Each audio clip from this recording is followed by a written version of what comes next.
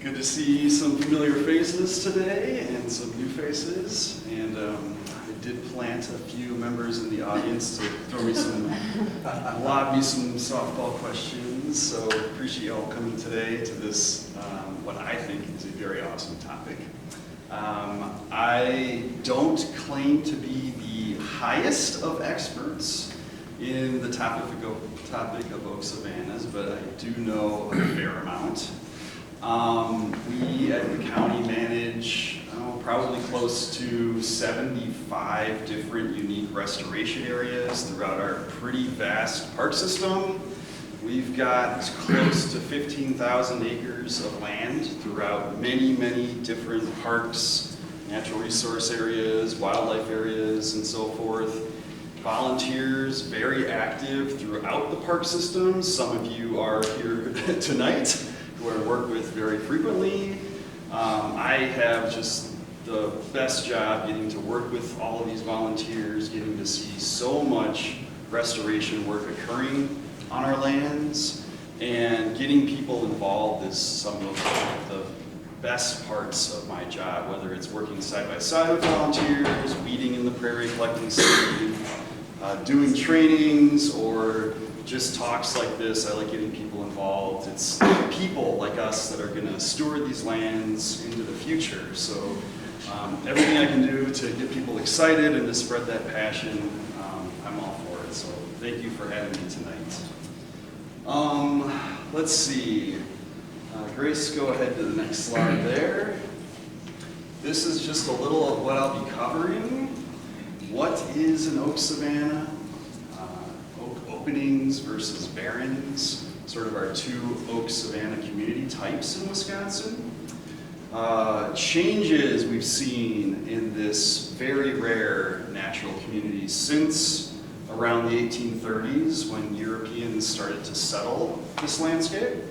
And then I will go into the restoration process, sort of how we do our restoration work in the county, which is not so far different than a lot of entities do restoration work. And anything that I don't cover here, please feel free to bring up at the end.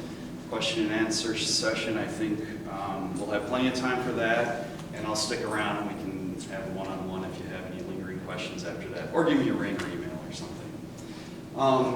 So that's the quick summary. I'll start out, Grace, the next slide here, just sort of broad strokes in Wisconsin, as described by some of our famous UW botanists. We have a few savanna communities, two of which are oak dominated.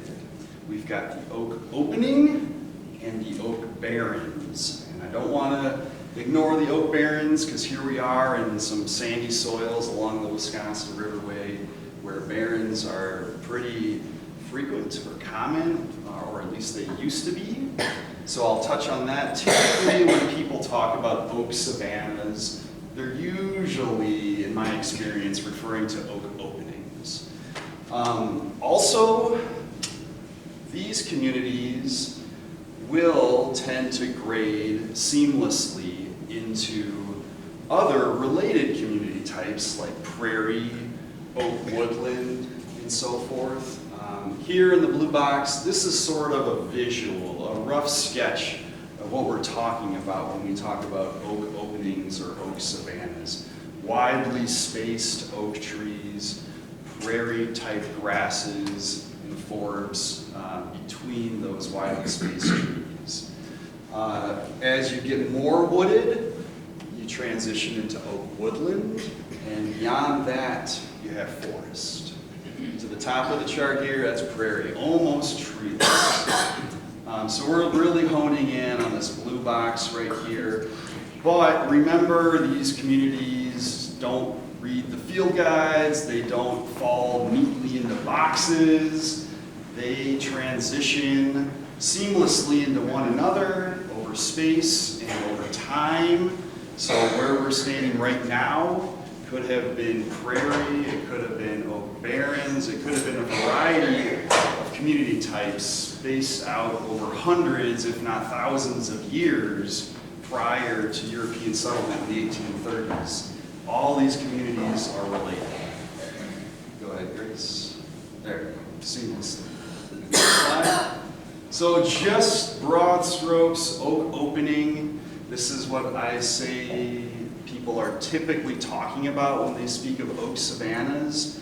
If you want to learn more than what I provide here today, there are lots of resources available that you can read. The DNR has really nice detailed community fact sheets online that provide much more information than what I do here, or you can read John Curtis's book, Vegetation of Wisconsin. Lots of good information there. If you can just go through these. Oak opening, we're talking more than one tree per acre, but less than 50% canopy cover. So if I'm a bird looking down on that site, less than half of that is occupied by tree canopy looking down. Although the canopy closure can be variable, so it's maybe wide open oak savanna, or maybe a little bit more hemmed in. These occur on mesic, or wet mesic to dry soil, so a variety of moisture types. Go ahead. I think we might have a few people who might not know what mesic is. If you can. So mesic would be like medium soil type, soil moisture. Wet mesic, a little wetter, but still not the wettest, which is wet soils. And then it goes from mesic to dry mesic, which is a little drier, and then dry would be the driest. So a range of soil moisture types.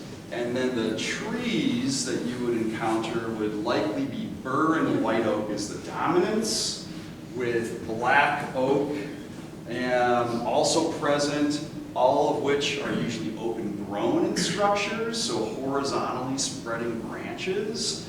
Occasional hickory trees, shagbarks mixed in there every once in a while. And then as the understory, we've got some shrub layer. Hazelnut in particular was quite abundant in the oak savanna communities. And then a diverse layer of herbs, flowers, and grasses, from woodlands and the more heavily shaded areas to prairie vegetation way out in the open in between the trees. As far as wildlife, a variety of wildlife also overlapping with other community types, but think of species like bluebirds, red-headed woodpeckers, both of which were or are uncommon nowadays.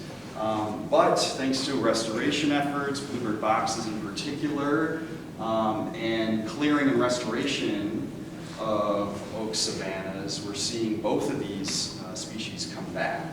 And of course, very fire dependent. You can't overemphasize the importance of fire in forming these communities.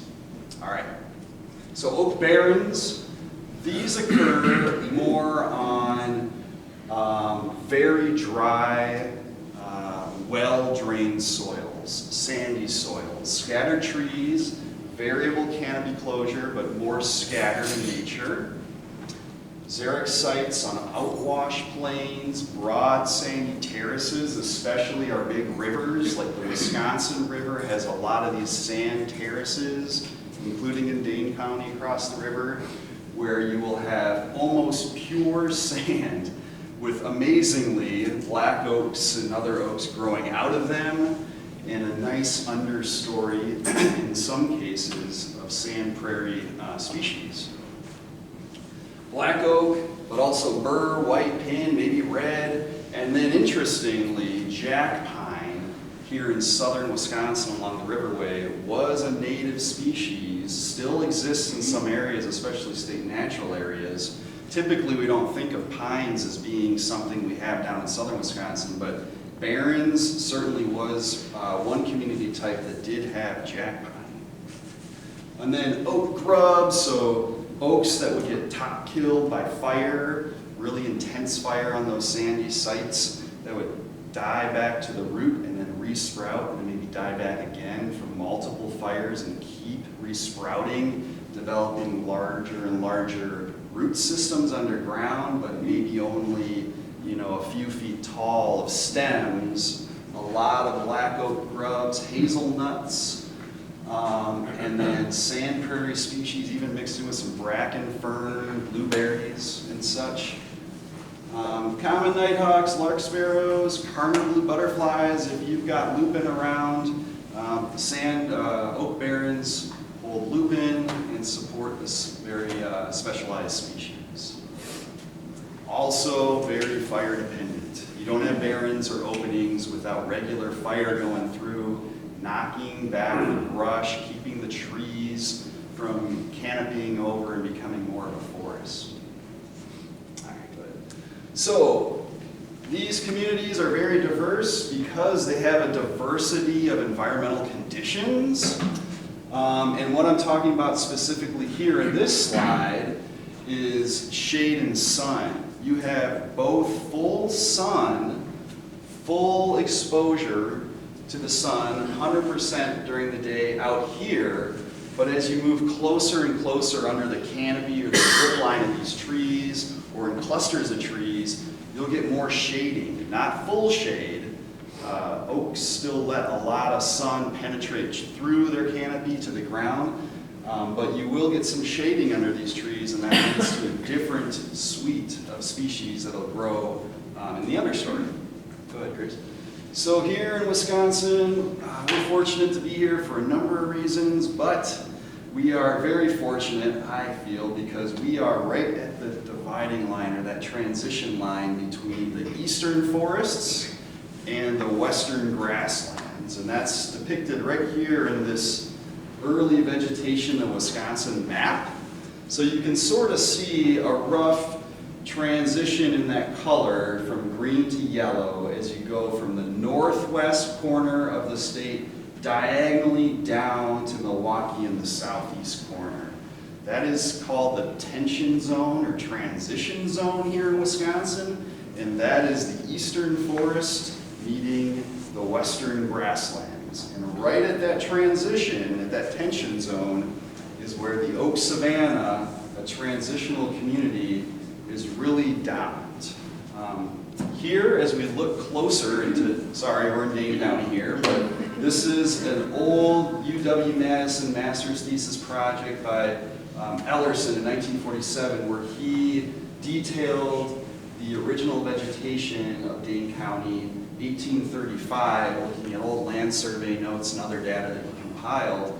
In that kind of greenish tan color is our oak savanna communities, intermixed with various wetlands, and then the blue being the prairie environments. Oak savanna was very abundant in Dane County and all across southern Wisconsin. Something like 5.5 million acres of oak savanna once existed.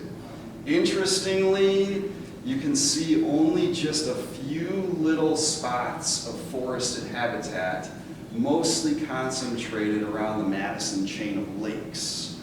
That happens to be where the fires would sweep across the landscape, but because of the lakes and the arrangement would almost create a barrier or a fire shadow, where the frequency and intensity of the fire burning across that landscape wasn't quite as great.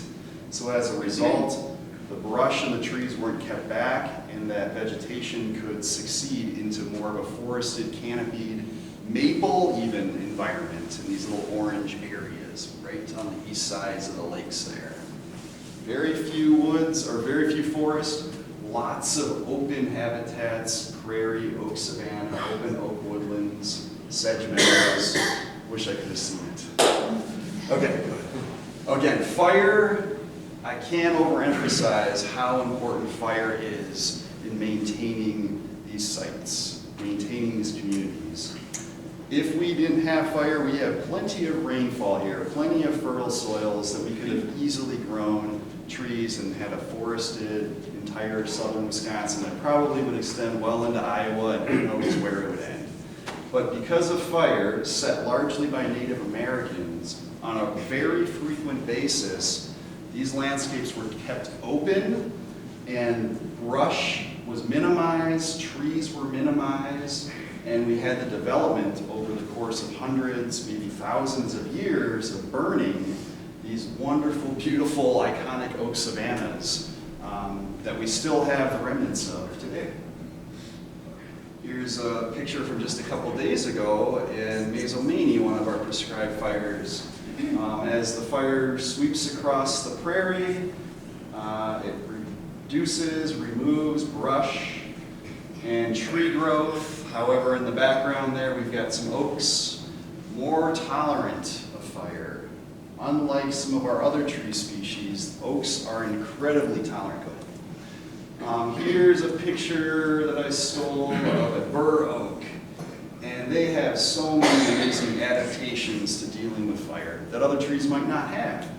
One example, well, I'll go back one, Grace, is the incredible ability of oaks, including bur oaks, to re-sprout after being top killed by fire. And you can see the sucker sprouts down there at the base of that bur oak from maybe getting injured in a previous fire. Unbelievable ability to re-sprout over and over again from fire. And then as you go to the next one, looking up close, the twigs are just armored by all this wonderful insulating bark that keeps that heat down and ensures that they can survive through those high intensity fires. Also, which you can't really quite see from this picture, there's a lot of secondary buds at the tips of those twigs.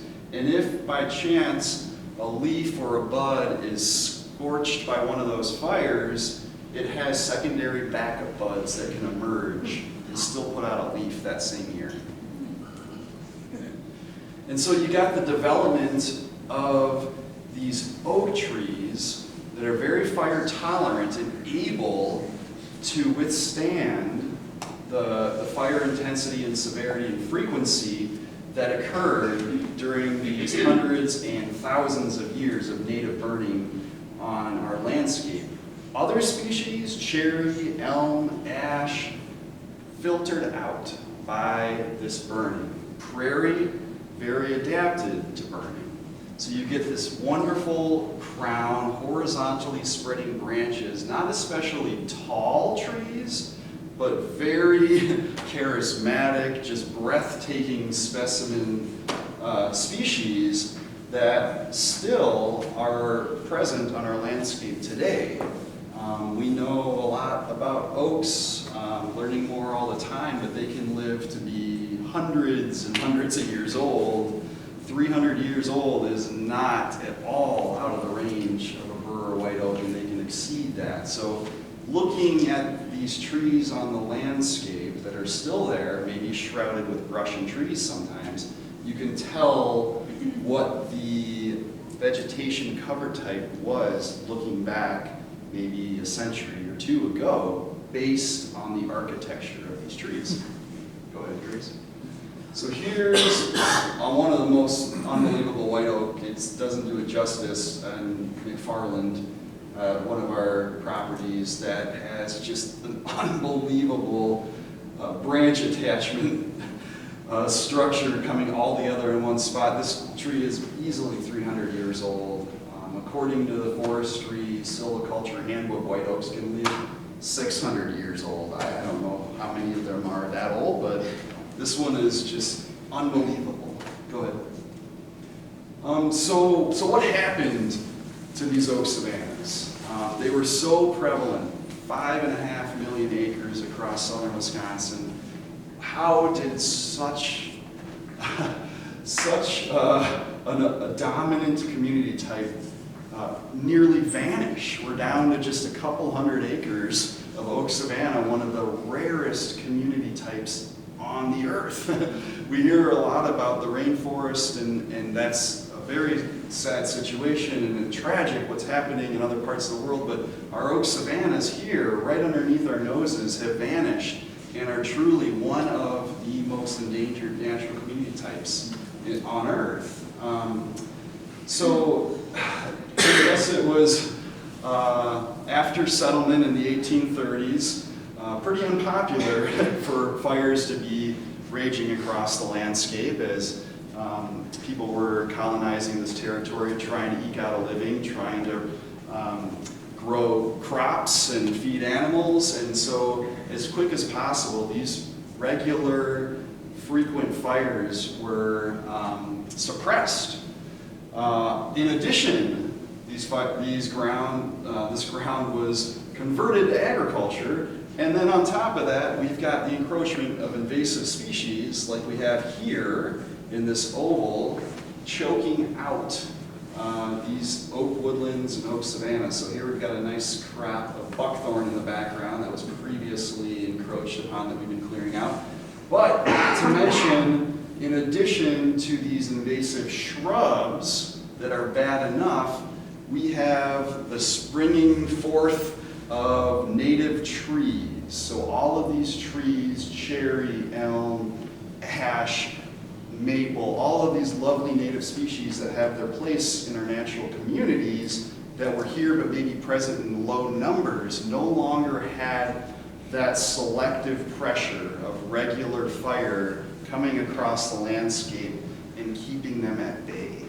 So not only the buckthorn, but also the native trees start encroaching upon these oaks and changing that community in just incredible ways. You can even see on single trees the dying off of these lower branches as these trees encroach, this buckthorn encroaches, and the oak in particular needing a lot of sunlight to support those limbs.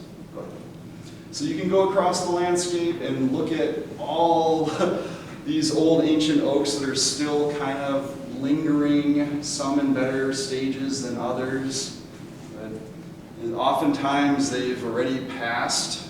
You can see what they may have looked like. Their skeletons are still present. Trees and brush encroaching and shading out those limbs and eventually shading them out entirely. Kind of the living dead, unfortunately. Their seedlings and especially their saplings need a lot of sunlight for natural recruitment. So to ensure oaks, if not the entire community, but oaks alone as a species can continue to survive, they need a lot of sunlight, which means tree and brush removal to get as much sun down to that forest floor as possible. It's not like a maple tree that'll spring up 1,000 seedlings underneath that mama maple. It needs sun. It's a different species with different requirements. The landscape also has changed structurally, compositionally, in really dramatic ways that I don't think we all fully appreciate or comprehend. This is only looking back into 1937 at one of our parks in southeastern Wisconsin, but we still had a fairly open canopy structure there on the east side of the lake, maybe a little bit more enclosed than it was in the 1830s. But comparing that to the 2010s, we now have a fully canopied forest with no oak recruitment and a very dramatic boundary going to our open agricultural habitats now instead of native grassland or prairie. So classic situation, agriculture straight up to a hard boundary with a heavily overgrown woodland. This is sort of the transition that we are experienced or have experienced in southern Wisconsin. And if you are a grassland bird or an oak savanna species of some kind, there's not a lot of space between the agriculture and the deep dark forest for you to find a living, unfortunately. Go ahead. So what do we do? That was kind of a little background, now talking more about the restoration process. This is our situation. Where do we go from here? I'll say right away, it's not something you're going to do just on a weekend, go out and restore an oak savanna, even on a solid year of hard work every day. This is a long-term process. It took many, many years for these communities to become degraded to their state, and it's going to take many years to get them back to a healthy state. So if you want to do any sort of vegetation restoration, oak savanna included, you've got to be committed and diligent and on top of it and be there for the long run. So I'm going to go over a few of our different sort of restoration method or approaches, tools and techniques that we use, but it's going to take all of these. Tree and brush removal, it's going to take seeding and planting, it's going to take fire and lots of it, and you got to be there in the summertime too. Summer weed control has to be done. You can't do all the other three and then just let all the weeds go to seed. You're almost trading one species of invasives for another. So diligent work around the calendar for many years. Tree and brush removal, getting out the buckthorn, getting the chainsaw, cutting them down, treating the stump. Good. There you go, treating the stump.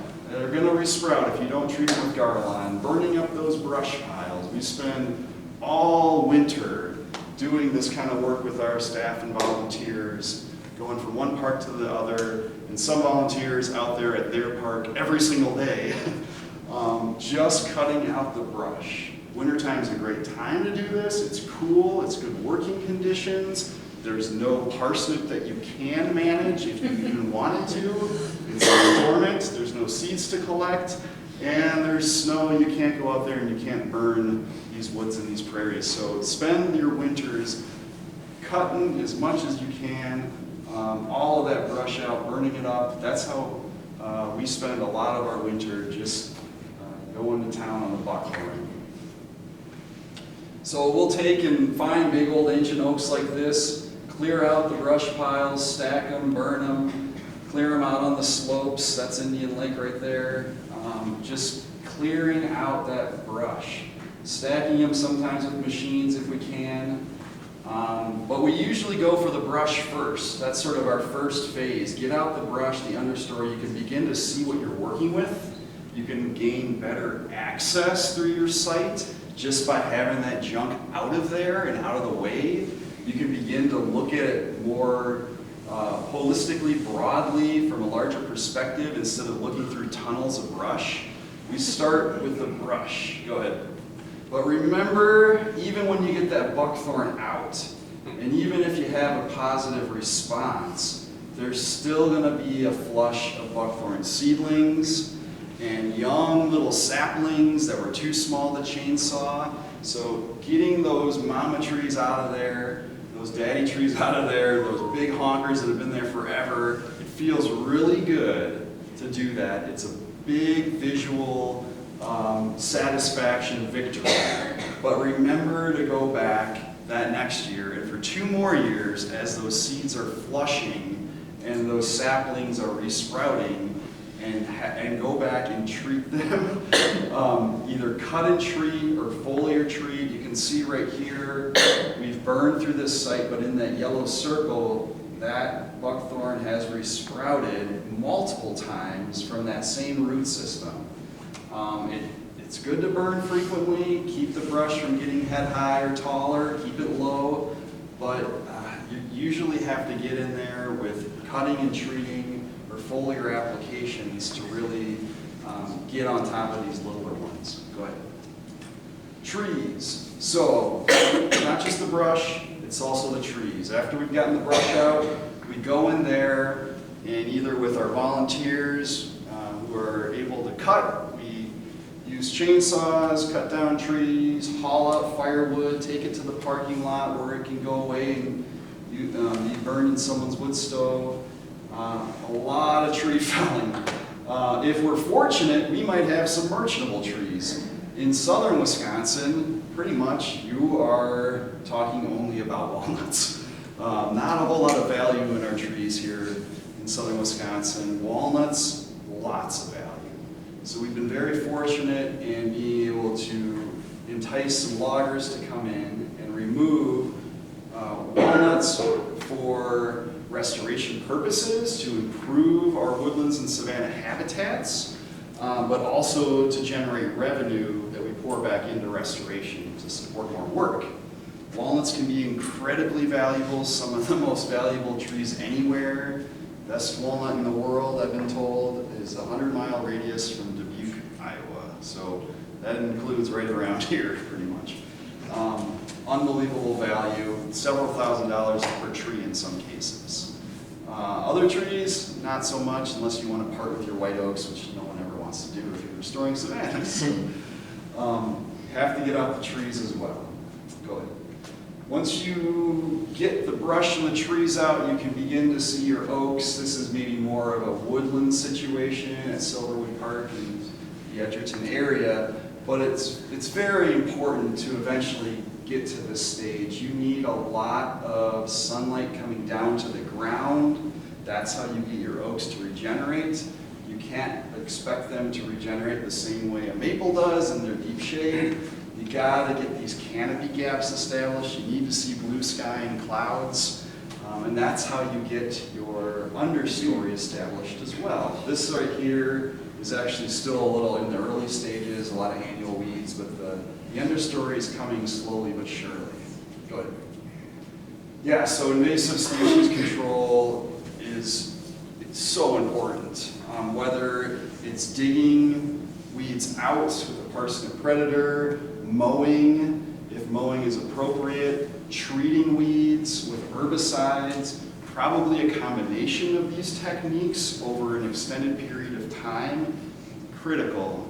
You can't spend all winter cutting the brush and trees and then go to Europe for the whole summer and expect your savanna to look really nice when you get back, because the weeds are just going to love that sunlight.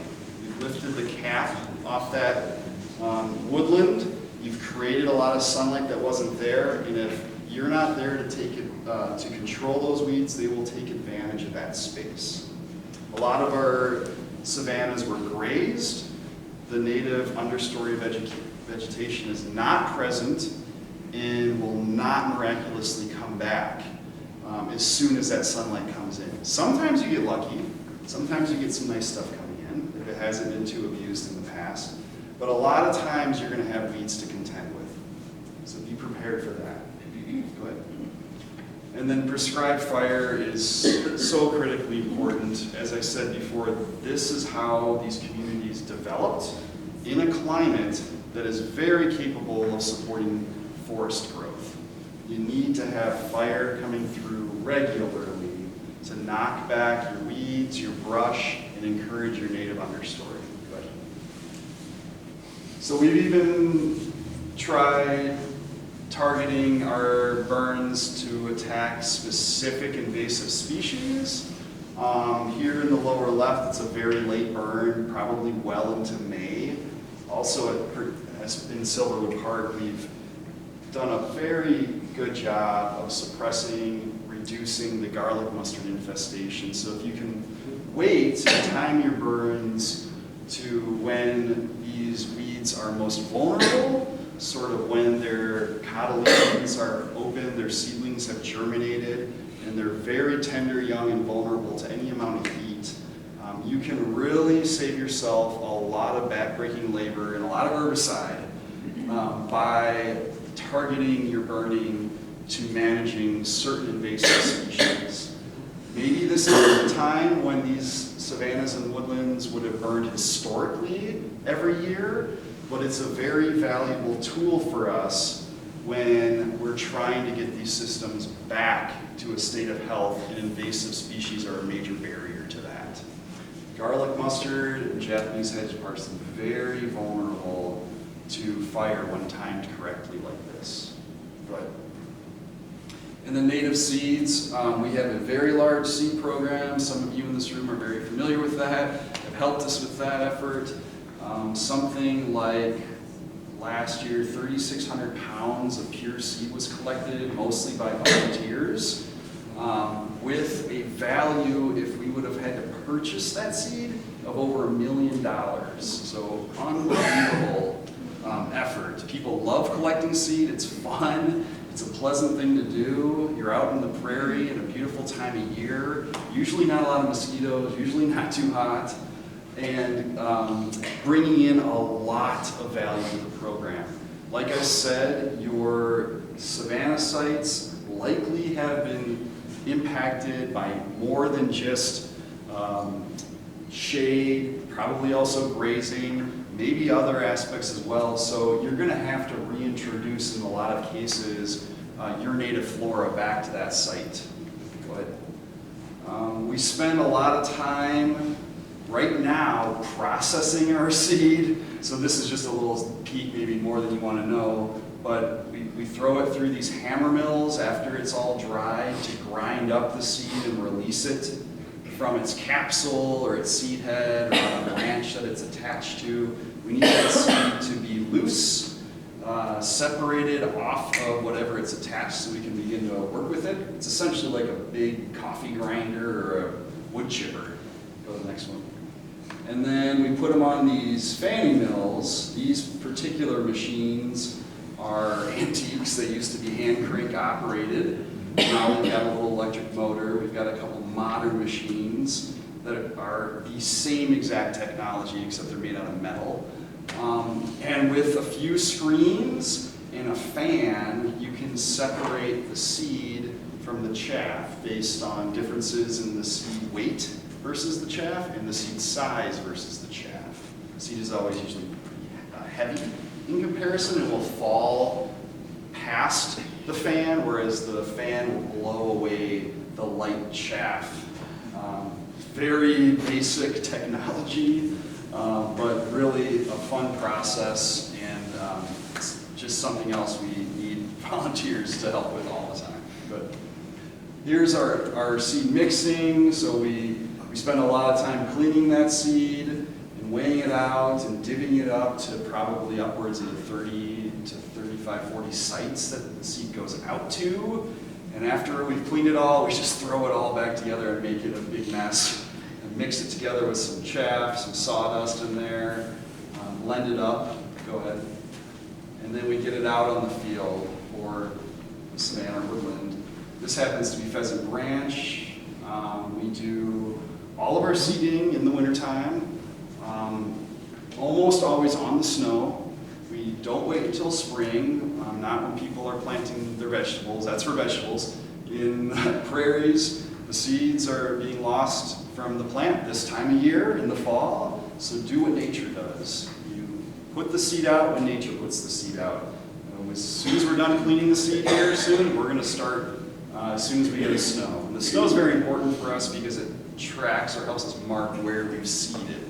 So you can see your tracks in the snow, and you can actually physically see the black or dark seed kind of sitting on the snow and melting into that snow as it absorbs heat from the sun. Good. Other sites that are perhaps slopey or in the woods, we have to seed by hand. Just the old, people with a bucket walking through the trees or on the hills. Specialty species that we have limited amounts of, we might seed by hand. Typically, the large agricultural conversions, we use like a pull-behind broadcaster. And here's Donald Park, some of these ancient oaks that we've opened up over the last few years.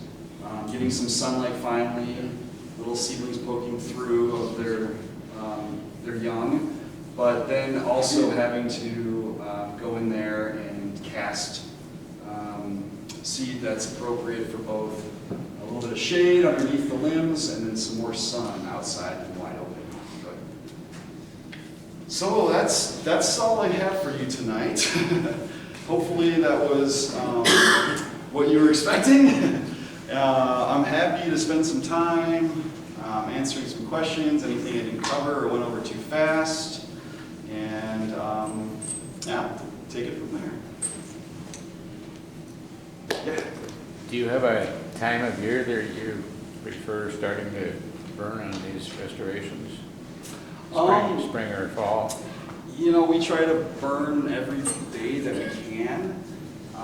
So starting as early as March when the snow's off, very dormant time of year, we'll start burning then, and then we'll burn all the way usually into May, sort of adjusting maybe our objectives as we go through the spring, and then now finally we have a little bit more capacity with staffing that we can start to burn in the fall and not only focus on the seed program.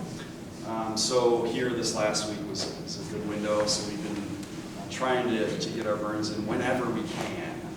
If there's a certain objective you're trying to meet, that is very critical. So if you are very concerned about garlic mustard and don't want to spend your whole spring pulling or spraying it, time your burn to that target. If you are in maintenance mode and things are looking good, you know, maybe you stay with dormant season fire, or you switch it up and just do some variety, so it's not always hitting at the site at the same exact time. Is there anything in particular that you're? No, I was just curious about Yeah. the fall burning, because you had mentioned that there was a fire recently that you did. Yeah, that was likely when most fires were set. It was in the fall. Now our best window for burning is spring. The fuels are compacted down nice after all that snow sitting on top of it. We've got a long stretch of dry weather. Likely the Native Americans only needed 1 or 2 days in the fall, and they didn't need a big window. First dry day after curing frost, they probably lit it up and it went. Yeah. Other questions? Yeah. Do you tend to burn every site every year, or do you rotate certain years through your sites? We rotate. We wouldn't even have the capacity to burn every site every year, just too much land. But we try to get back to them frequently enough so that we don't lose that site to the brush.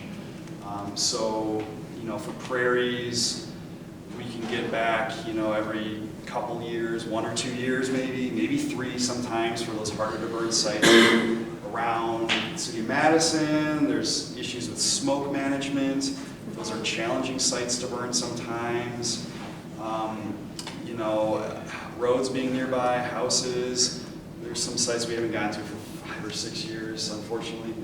But then other, you know, in the woods, maybe a little less frequently, although the stage of restoration is also important. It's nice to be able to burn very frequently in those early stages as those weeds are flushing, those brush seedlings are flushing.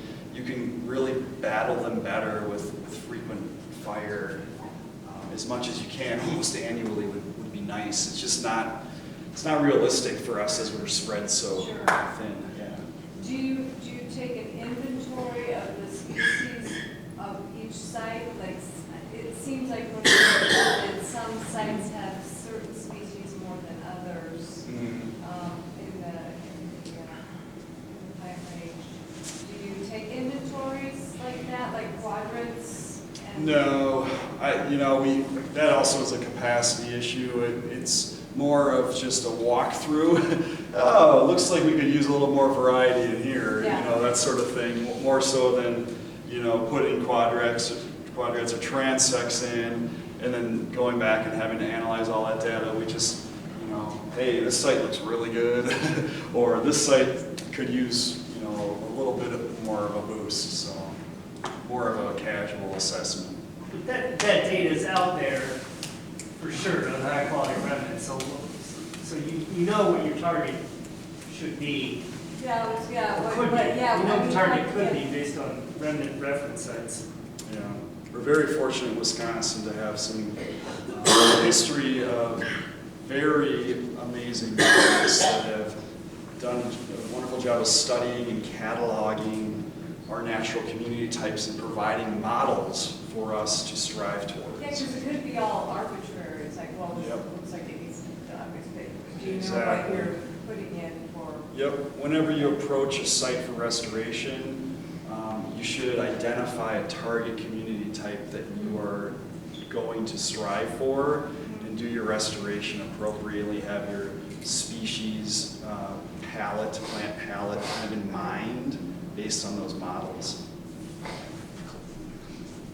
Lars, you mentioned earlier in your talk about hazelnut being common in understories, and in my experience is doing a lot of restoration, sometimes shrubs are pretty eliminated from savannas and savanna restoration, so just wondering if you had thoughts on, like, besides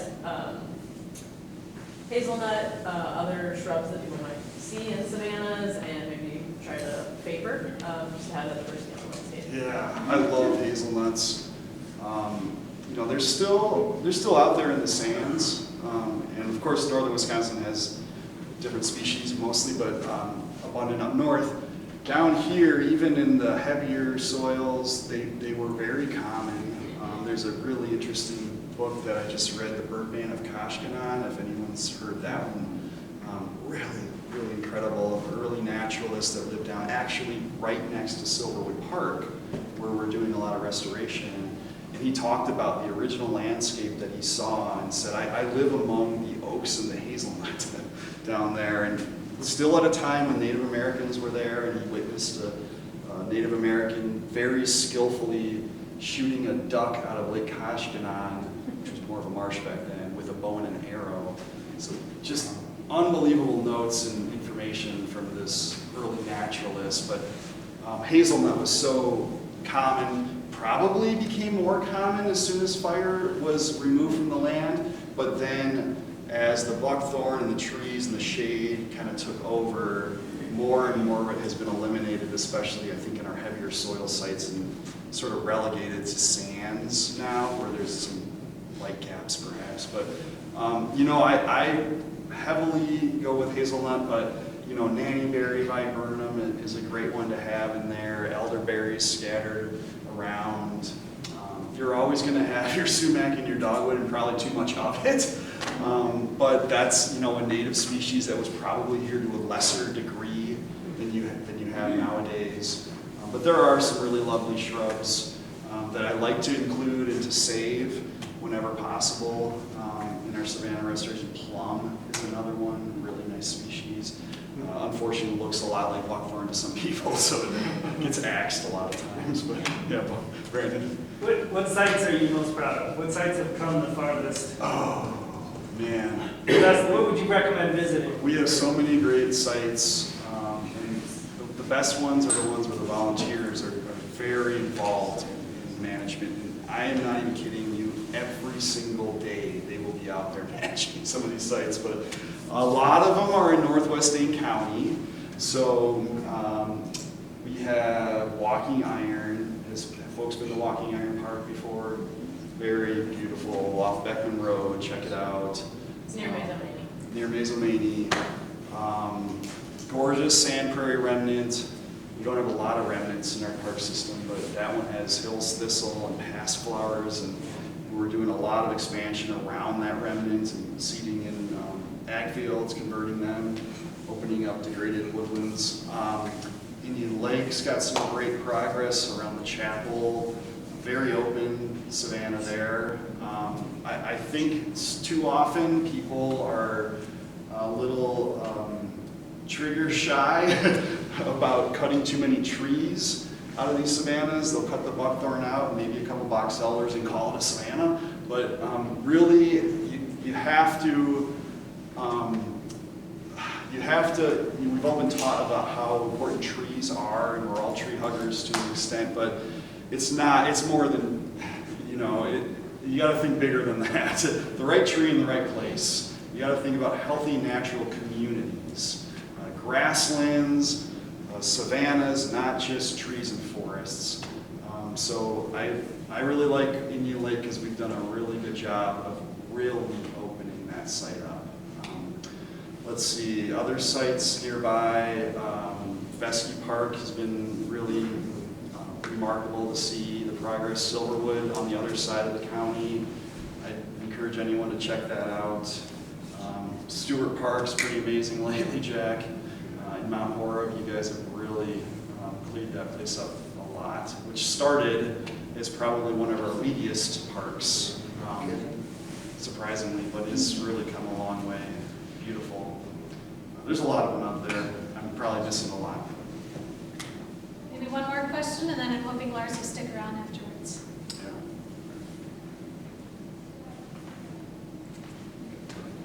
What about if you want to hone in on raspberry bushes? When would you need a permit for that? You mean, to manage them? Yes. Yeah, so you're Me. you're really probably not going to be able to manage them with fire. They almost kind of like fire, unfortunately. Even if you time it really late when they're leaf out, I see them resprouting. So I think you're gonna need to use some other techniques, some repeated mowing, some foliar application, herbicide. Do you use goats? We, Or is that kind of like a double-edged sword? I mean, we've not really used them too much. It's a method that you can do, but just like anything, it's not a one and done sort of scenario. So yeah, maybe they'll eat the raspberries to the ground, but that doesn't kill the raspberry. You've got to come follow up Till it up, yeah. and treat it, mow it repeatedly, graze it repeatedly. Whatever they eat, it's not gone. It's just to the roots. You got to repeat mow, repeat graze. But it can open up the site really nice, make it accessible, and knock back that brush and the weed component to be able to match it better.